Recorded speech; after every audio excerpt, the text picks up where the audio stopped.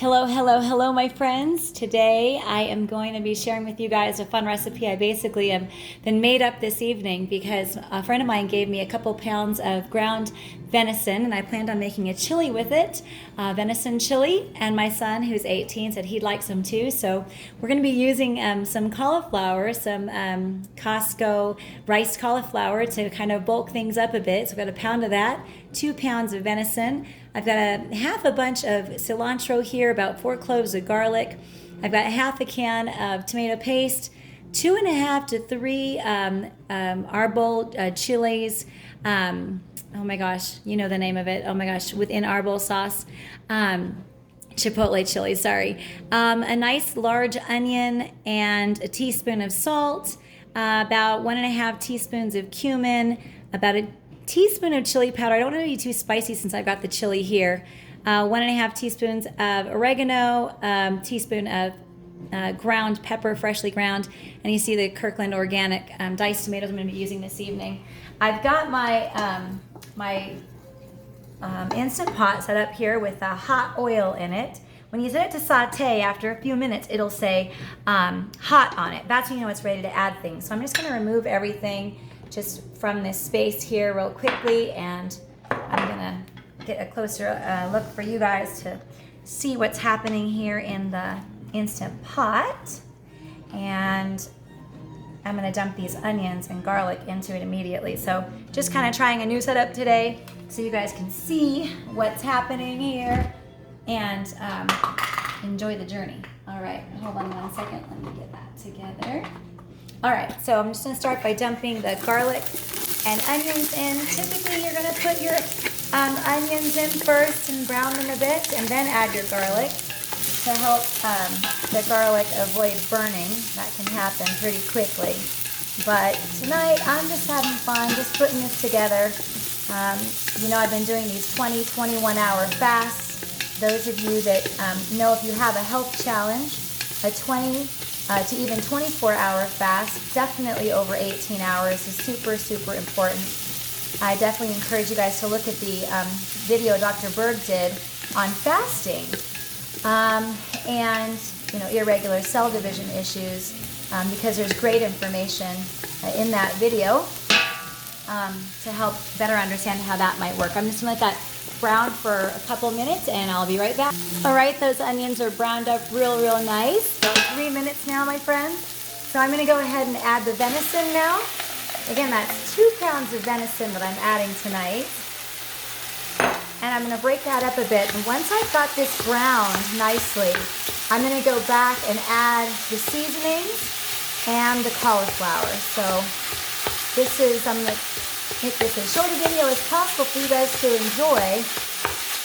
You know, the longer social media is out, the shorter people's attention spans are becoming, so we're going to work within that.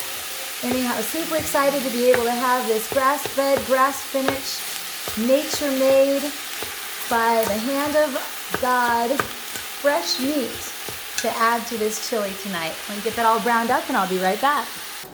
So you can see this is browning up really nicely, so I'm going to go ahead now and I'm going to add my salt. Got a teaspoon of salt.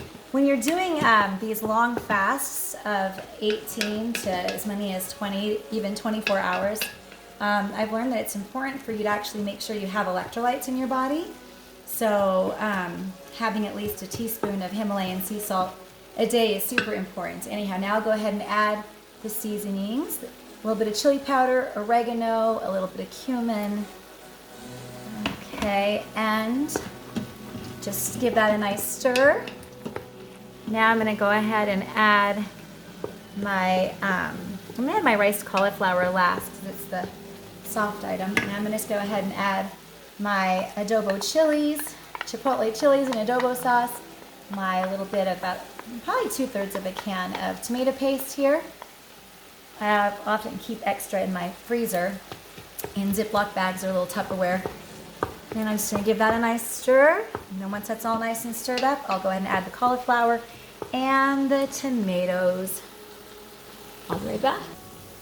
Now that it's all really nicely browned, I'm going to go ahead and add the 1 pound of cauliflower, which is, again, the riced cauliflower, organic that you get over at Costco.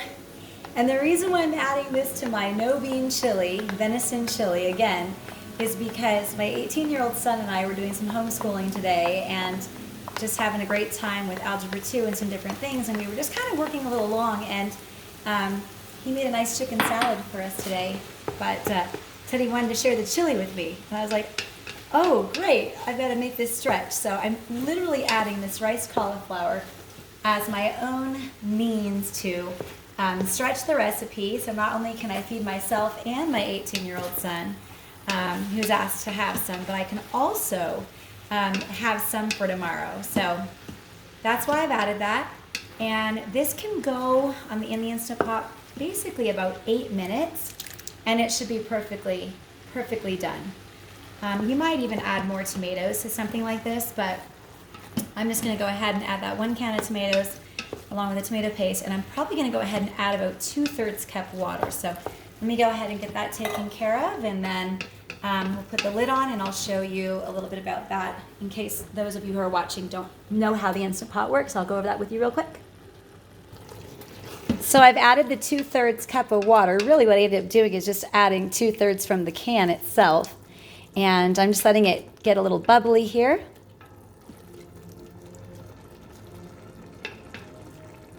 Now we'll go ahead and put the lid on and show you how that works. Super simple.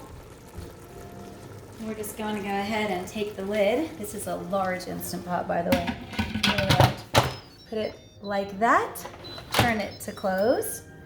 And I'm just going to back it up here real quickly. You can see it's presently on saute. We're going to take it off of saute. Cancel saute, actually. There was 7 minutes left. It'll give you 30 minutes to saute things. I'm going to click on pressure cook. Probably just do it for 8 minutes. Everything in there is pretty well on its way to being cooked. And so this should be more than sufficient. 8 minutes from now, along the way, what's going to happen, I'll just show you, is this, it's going to say on, okay? And then there's this pin here in the back you see that's red. That's going to pop up. Make sure you guys can see that's red. That's going to pop up. It's going to be very hot. Don't ever touch that thing, okay? And that's going to tell you that it's at pressure. And then once it reaches temperature and that is popped up, then you're going to see a countdown here on this frame. Then once it's reached temperature again and that's popped up, you're going to see the 8 minutes I just set it for. But right now you can see it just says on. Okay. Then it's going to count down 8, 7, 6, 5, 4, 3, 2, 1. This is still going to be up. It's still going to be at full pressure. So you're not going to want to touch that at all, of course. Sometimes you'll have recipes that say cool release or natural release. You're going to let it sit for 10 minutes. And a lot of times that will pop down. The pressure will go down sufficiently for that to pop down. But if it doesn't say natural release, it might just say release the pressure. What you'll do is you'll get a wooden spoon or something like this utensil I've been cooking with, and you'll press that down. And when you press that down, that will pop up a bit and the steam will come out of there. And if you're near cabinets or something, I always encourage people to pull this unit away from the cabinets or even throw a dish towel on top so that they don't have any interference. Anyhow, that is how you make a quick chili in the Instant Pot. Something that might take 2, 3, 4 hours in the crock pot itself can be done in just a few minutes here with the Instant Pot. So I hope you guys enjoy this. Maybe try this recipe out.